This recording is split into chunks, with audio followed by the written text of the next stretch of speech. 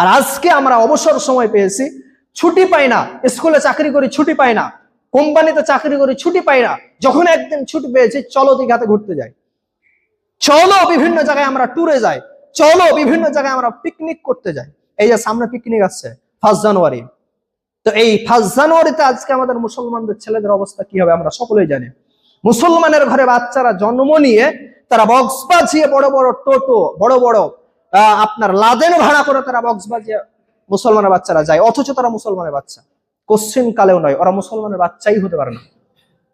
একজন দার্শনিক তিনি বইয়ে লিখছেন, যারা এই বেহায়াপনা হয়ে, খারাপ লাগতে পারে, যারা এই বেহায়াপনা হয়ে, বেলেল্লাপনা হয়ে যাদের ছেলে মেয়েরা ঘুরে বেড়ায়, তো তাদের শরীরে মানুষের রক্ত নাই।